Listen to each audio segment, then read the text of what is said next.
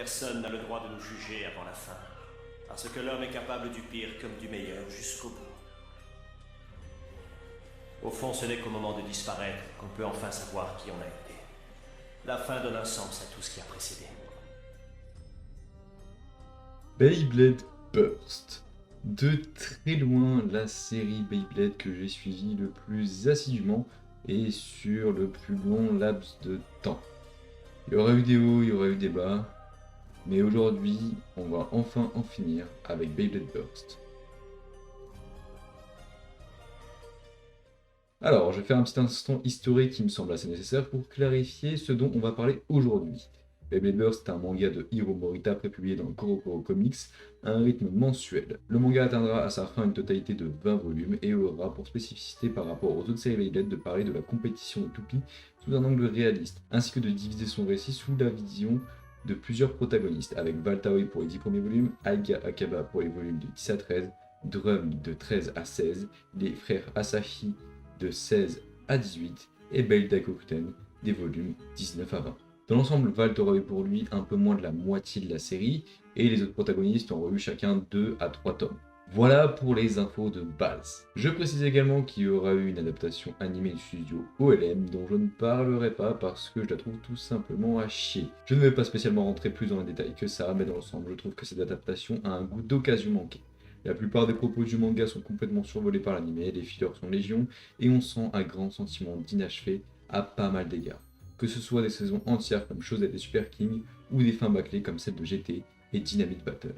Maintenant, de quoi nous parle Beyblade Burst? Dans un premier temps, nous allons suivre Valtaoi, un garçon passionné de Beyblade qui rêve d'être le meilleur blader du monde, et a pour ambition d'affronter et de vaincre son meilleur ami et rival, Shu Kurenai, devant ainsi progresser sur le plan technique du Beyblade mais aussi de manière mentale, remettant en question la vision de sa passion afin de s'améliorer toujours et encore plus. Après que Valt ait finalement réussi à affronter et vaincre Shu avant de devenir le meilleur blader du monde, plusieurs protagonistes lui succéderont possédant chacun leurs propres objectifs. Ça va du mec qui veut vaincre Valt au gars qui veut créer la toupie ultime et tout plein d'autres trucs. Avec toujours Valt qui sera présent dans au moins chacune des saisons ayant un rôle différent à chaque fois. Là encore une fois c'est pareil. Ça va de champion du monde en titre à simple assiste dans son club. Le premier point qui saute aux yeux après ce descriptif, ça semble être la mention de plusieurs protagonistes au sein d'une même œuvre, qui à l'instar de Jojo Bizarre Adventure va amener son lot de thématiques, ambiance et messages liés intrinsèquement à sa propre partie. Ainsi pour parler de Beyblade Burst, il faut en réalité parler de plusieurs histoires, qui bien que liées les unes aux autres, semblent relativement différentes et indépendantes. Je vous propose donc de commencer par l'histoire de Valt, qui sera littéralement le commencement de tout, et sera une véritable référence pour tous les autres protagonistes de manière intradiégétique. Alors, je vais pas faire l'affront de résumer l'histoire de la partie, on va plutôt parler de fond ici. L'histoire de Valt et a fortiori de toutes les parties qui vont suivre cette dernière vont parler de passion. De passion liée à une activité, ici le Beyblade. C'est un peu le truc de base de tous les mangas de sport du genre, mais ici la particularité va être de s'interroger sur la nature de cette passion avec le personnage de Valt. Ce dernier, bien qu'étant probablement un des bladers les plus passionnés, n'est pas en capacité d'exploiter le plein potentiel de sa dite passion, et tout le récit va s'intéresser à comment il va progresser de façon factuelle. Certes, en apprenant toutes les différentes bases et techniques de Beyblade, mais surtout de façon mentale, en progressant dans la nature même de la vision de sa passion. Alors attention, hein, je suis pas en train de dire que tous les bails de Beyblade c'est pas intéressant, c'est un peu pour ça que tu t'y confrontes à la base plutôt que de regarder par exemple un manga de basket.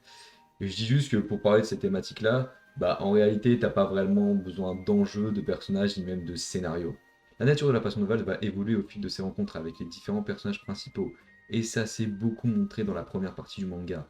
Valt va apprendre à avoir confiance en soi, à maîtriser ses excès de confiance, à contrôler sa rage, à comprendre et accepter la volonté de son adversaire, et bien d'autres au fil du récit.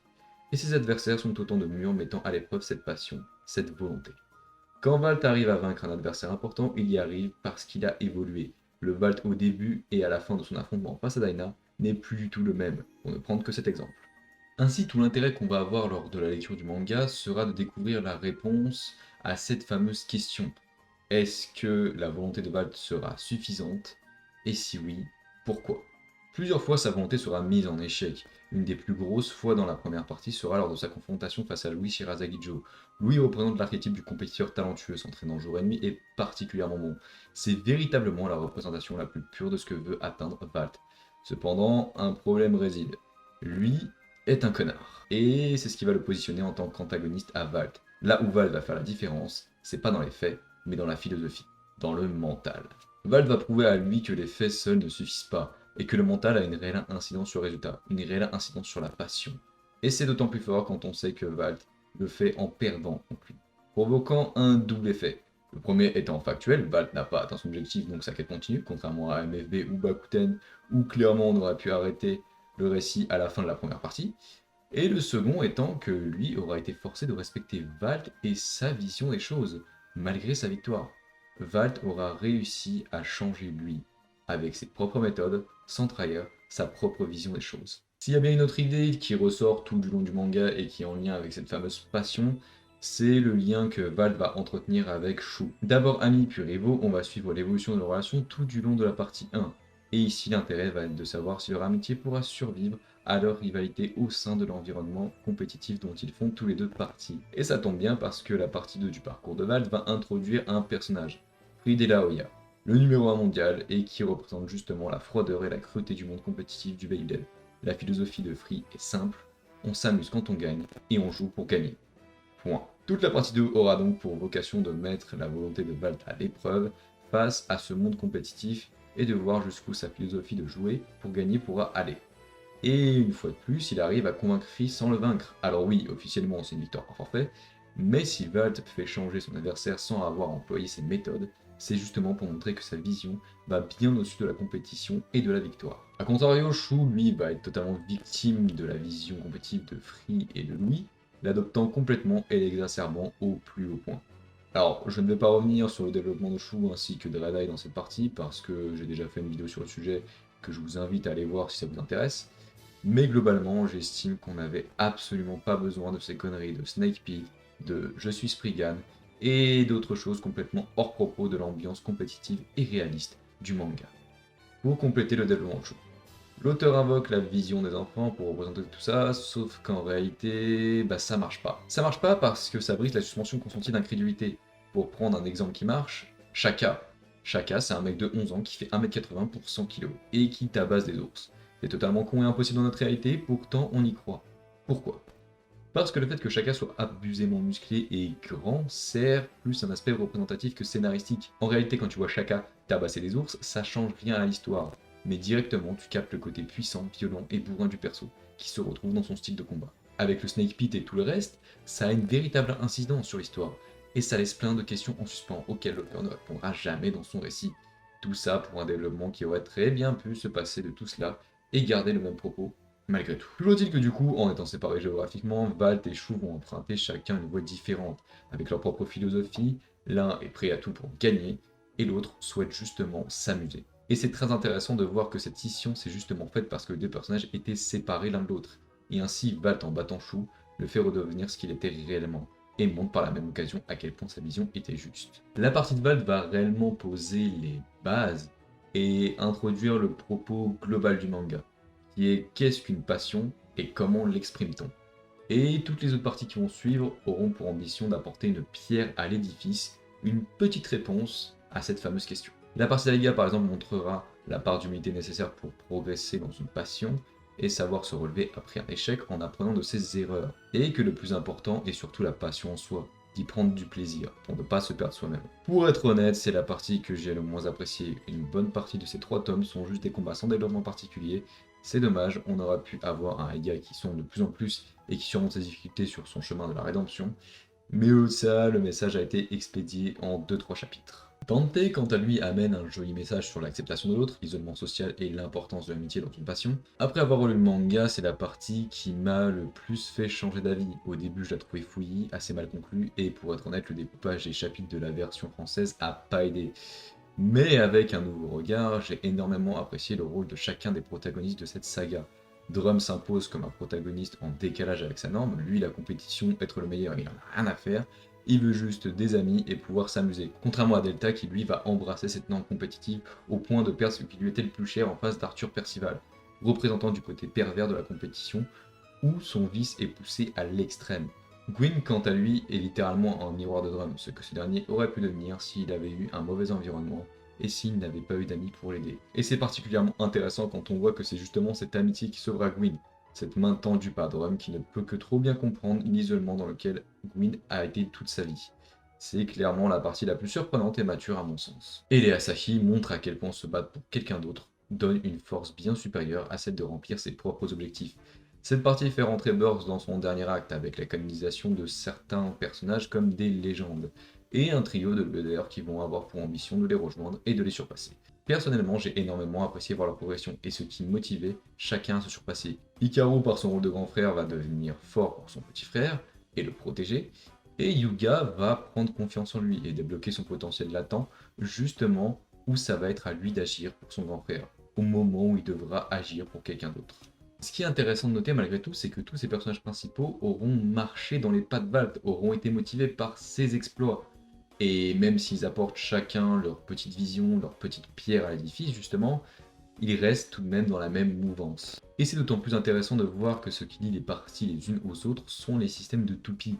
Val cherche le Shonen System chez Aiga, Drum le système GT, et les Asahi le système Super King. En plus de permettre de faire intervenir les personnages de façon pertinente afin de donner une unité à l'univers, c'est en réalité littéralement la notion de Beyblade en elle-même qui lie les personnages les uns aux autres. Ce qui fait que les personnages se réunissent malgré leurs différents objectifs et de génération, c'est leur passion commune. Et c'est là que va intervenir le dernier protagoniste de la saga, Beldai Kokuten. Prétentieux, arrogant et égoïste, il a tout pour être un antagoniste dans l'univers de Burst, mais va justement se positionner en tant que protagoniste, qui va agir comme une sorte de contre-pouvoir à tout ce que j'ai cité. Pour reprendre l'image des systèmes de toupie que j'ai cité juste avant, Bell va créer son propre système de toupie complètement indépendant et aux antipodes de ce qu'on avait l'habitude de voir. Les toupies jusque-là prenaient en taille, en masse et voulaient toujours dépasser les limites des précédentes. Ok, je vais volontairement en faire des plus petites, des plus légères et je vais vous éclater avec. Et devine quoi? Même pas 2 jours après, tout le monde va avoir une Bell du système de Bell. Et c'est ça qui est incroyable, Bell ne suit pas la mouvance de chacun des protagonistes précédents imposés par Valt, il instaure la sienne. Là où Aiga, Drum et les Asahi s'adaptaient à leur monde, ici c'est Bell qui oblige le monde à s'adapter à lui. Et c'est particulièrement intéressant dans sa relation avec Rashad Goodman, qui est le représentant le plus exagéré de la mentalité de Valt. C'est d'ailleurs pas pour rien qu'il a une Valkyrie.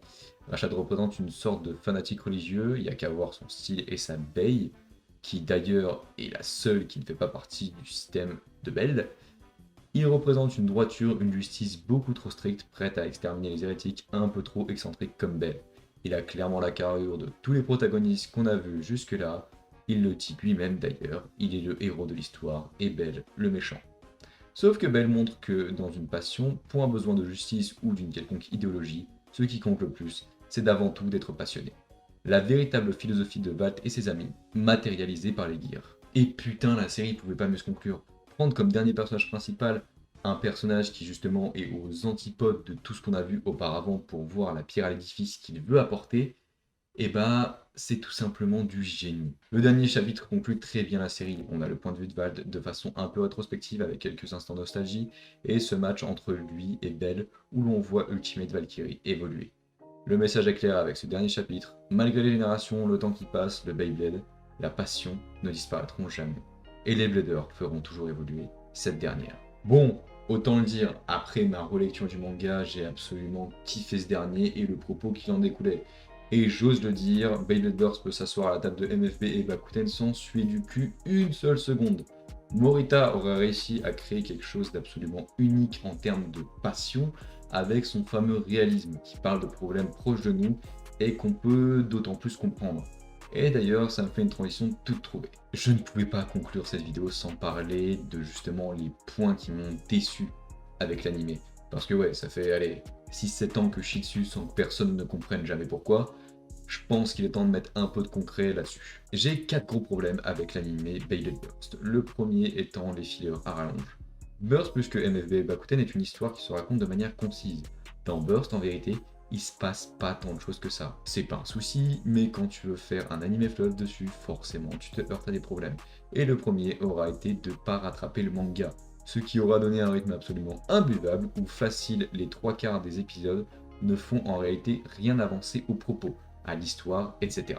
Mon deuxième point, c'est le non-respect du réalisme. Je le redis, cet écart avec le Snake Pit a ouvert la porte à une boîte de Pandore pour l'anime qui se sera contenté par facilité d'imiter ses homologues MFB et Bakuten sans en conserver le propos.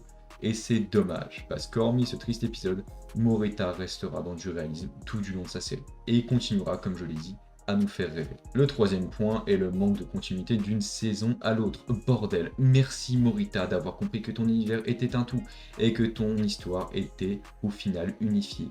Entre l'intervention des anciens personnages toujours pertinentes, les systèmes d'éveil qui connectent les Bladers entre eux et la conclusion finale, on comprend qu'on a affaire à une véritable histoire plutôt qu'à plusieurs morceaux et l'anime a définitivement manqué ça à plusieurs reprises. Dernier point, vous le savez, je vais parler de lui, vous m'attendez sur ce sujet. Dernier point, Valt. Putain, Valt, je comprends pas comment on peut foirer un personnage à ce point. Il est parfaitement bien dosé dans toutes ses interventions, champion dans Shozed, aide à la conception dans Gachi, mentor dans Super King, pour être au final légende suprême à la fin. Ce personnage, comme tous les autres, aura su évoluer avec son univers. Il aura su avoir un rôle pertinent et s'adapter comme devrait le faire n'importe quel personnage, et remplit parfaitement son rôle de pont unifiant les différentes générations Beyblade entre elles jusqu'à sa conclusion. Ce que l'anime n'a absolument pas compris. À aucun moment dans le manga, Valt ou aucun autre perso n'intervient dans le récit pour couper celui des héros. Ils sont juste là comme personnages secondaires et aident à faire avancer le plot. Dans le manga, t'as pas de Shu versus Fai qui fait avancer l'histoire en aucun cas. Tous les personnages interviennent de façon pertinente. Je vais pas en rajouter, je pense que j'en ai assez dit. Mon objectif ici, c'était de vous faire découvrir le manga à pas mal d'entre vous qui, je pense, connaissent juste l'adaptation animée et qui passent, en tout cas à mon avis, à côté de pas mal de choses. Bon, au final, 8 ans. 8 ans de ma vie que j'aurais consacré à lire ce manga, 8 ans de ma vie que j'ai commencé à lire les aventures de Valt sur des vieux scans anglais, et au final, je suis très heureux d'y trouver cette conclusion. J'avais extrêmement peur, je savais pas comment m'y prendre vis-à-vis de Beyblade Burst, parce que plus j'avançais, plus j'avais l'impression que j'étais déçu. Mais en relisant le manga d'une traite, j'ai enfin compris pourquoi Morita m'avait tant passionné, et pourquoi il avait réussi à créer quelque chose d'une nature complètement différente de celle de MFB. Que rajouter de plus après tout ça? Je pense qu'au final, il ne me reste plus qu'à passer le flambeau à Beyblade X, à remercier Hiro Morita pour ces années à nous avoir fait rêver, même si on va reparler de Burst et des autres générations, c'est pas le problème, mais je trouvais que c'était quand même relativement cool de faire un petit chant du cygne à Beyblade Burst et de lui dire au revoir de manière digne. Je vous souhaite le meilleur, lisez Beyblade Burst, ciao tout le monde.